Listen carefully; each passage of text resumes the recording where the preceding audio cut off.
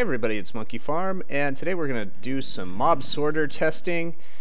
For those of you who are watching my Let's Play series, you know that I'm about to build a mob sorter. I have a big sky spawner, and or I have a floating island with a sky spawner up there, and we're going to drop the mobs down, sort them all out, create a record studio, all sorts of other things.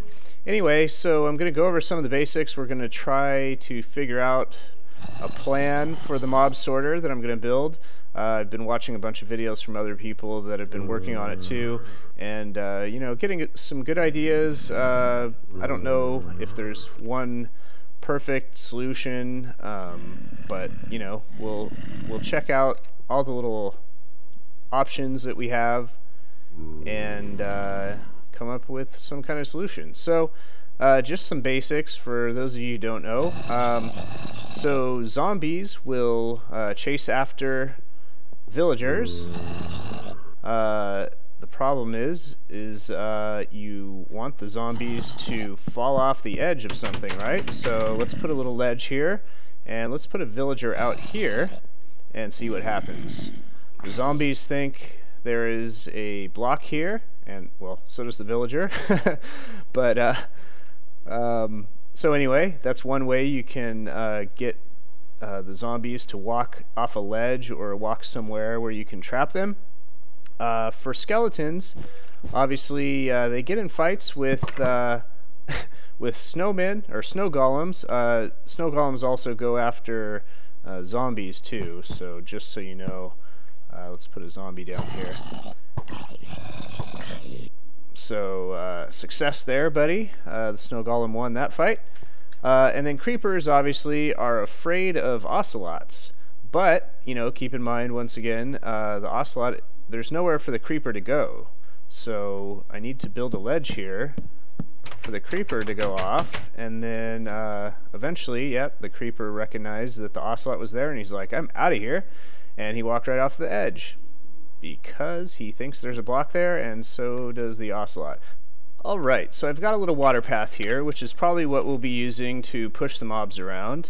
And here is another pregnant cat or ocelot. They're all just having babies. This is incredible.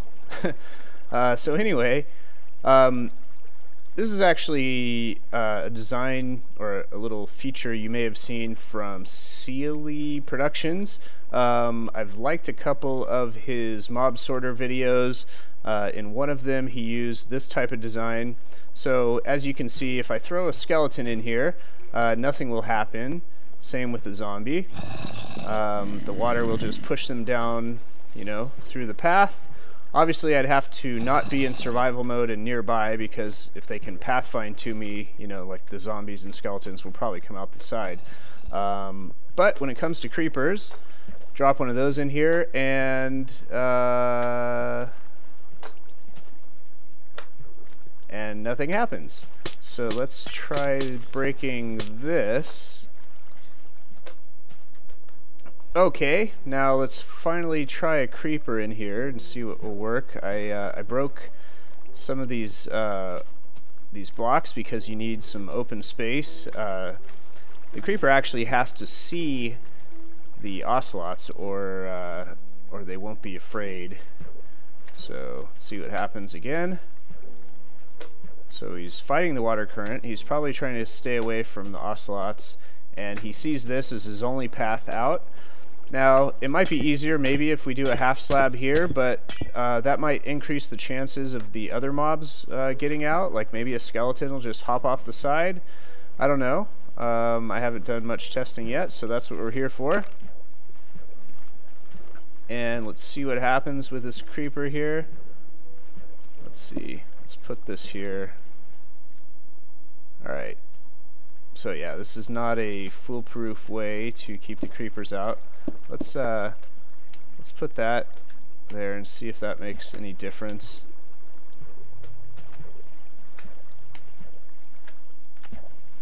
So he finally realized that he wanted nothing to do with the ocelots, and he went out here.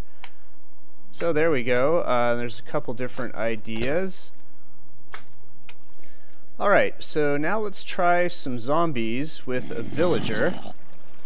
So what I've done is put a hole into absolutely nowhere and put some trapdoors here to make the zombies think that is his quickest path back here to the villager.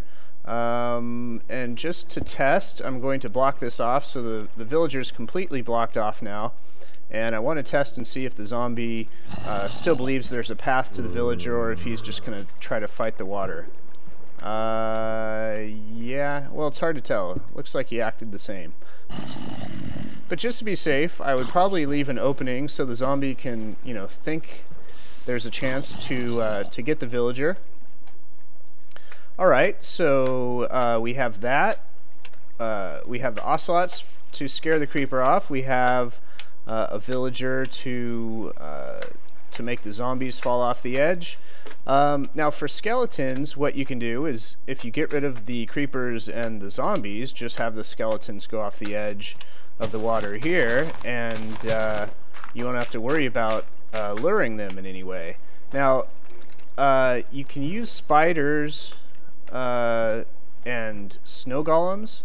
You know, basically have the snow golem shoot at the skeleton or shoot at the spider across the path. But I'm really kind of leaning against doing that in my sorter, because the problem is skeletons, they are very good shots. They can basically just shoot the snow golem immediately, so there would be a very high chance that I would have to refill my let's see if this guy can catch the skeleton before he dies. Come on, get back there, buddy. Other way. Other way. Yep. So anyway, it takes one shot, so it doesn't seem very reliable to keep a snow golem to trap your skeletons. I think I'm going to shy away from that. I'm going to do something like this, using a villager. As you know, last episode of my Let's Play, I brought a villager all the way up to the floating island, and some cats as well.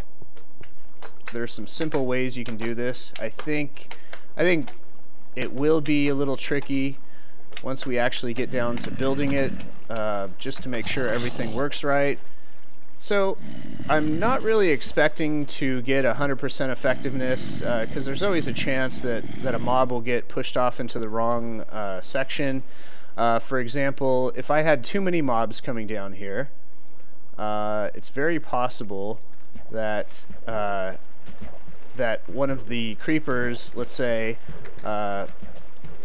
one of the creepers could be pushed down the water path and not scared out, because if one of these creepers bumps him, he might, well, obviously this has to be fixed. So what I also may do is, another thing that Celia Productions did is have a timer that drops the mobs in one by one. That way you can limit your mobs that are in the path to one at a time. That way it's very unlikely that they'll bump into each other and push another mob into the wrong section. So anyway, ooh, that guy was smart. He hopped off the top. So anyway, let's see what the skeleton does. If he's going to jump off onto the side or stay in the water, can't really tell what he's doing.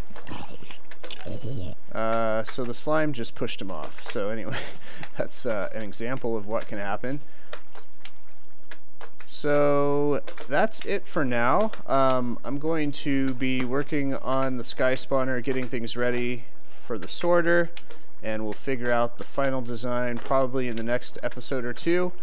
And also, for those of you watching the Tekkit series that I'm doing with DocM, or it's actually not Tekkit, it's Modded Minecraft, it's all the same mods. We ran into a little delay time schedule, so we should actually, well, depending on when this episode is released, probably within the next day or so, we'll have the next video of the Modded Minecraft out, so that will be good, and we will talk to you guys later.